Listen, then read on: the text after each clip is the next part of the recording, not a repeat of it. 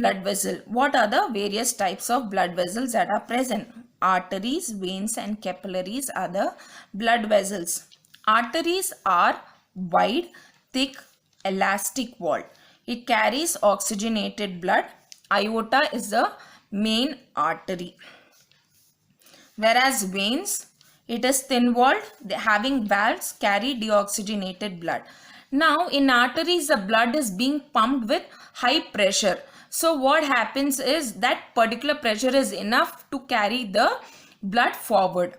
Now in veins, since it is thin walled and the pressure is low, sometimes there can be backflow of the blood. So to prevent the backflow of the blood, we have the presence of valves. Capillaries. The artery divides into smaller vessels on reaching an organ or tissue which brings blood in contact with all individual cells. 1 cell thick, these walls are permeable. Water, oxygen, carbon dioxide, excretory products. Now what do I mean by this? Look at this diagram. This is the artery. It breaks to form arteriole and it further breaks down to form capillaries. Now the capillaries unite to form venule and finally it joins to form the vein. Here the capillary is present between the artery and vein. Okay, and capillaries are found that it is 1 cell thick, found to be 1 cell thick, and it is surrounding the cells.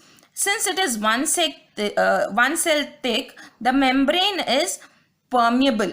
Permeable to what? Water, oxygen, carbon dioxide and excretory products. Now from here oxygen is taken in by the cell, unwanted stuff is thrown into this capillaries, and then finally it is eliminated through the veins. Next, moving on to blood clotting. Let's understand this blood clotting. Again, a very important concept. Now, whenever a tissue is injured, we see that blood platelets move towards the injured tissue and they release a thromboplastin. What is a thromboplastin? It is a protein and it is released by the blood platelets. Now, prothrombin is an enzyme, but it is in an inactive form. It is present in plasma. Now this is converted into its active form by thromboplastin. It is converted into active form by this protein known as thromboplastin. Now fibrinogen, again it is present in the plasma.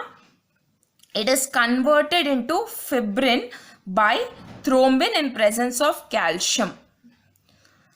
Fibrinogen is again converted into fibrin by the action of thrombin and calcium ions. Now fibrin, once fibrinogen is converted into fibrin, it forms a mesh-like network. This is insoluble and it's gel-like. Now fibrin plus the RBC, once fibrin forms this mesh-like structure, here the RBCs get collected. It will not let the RBC move out from the injured tissue. It acts like a sieve. So this particular net or the sieve is not allowing the RBC to move.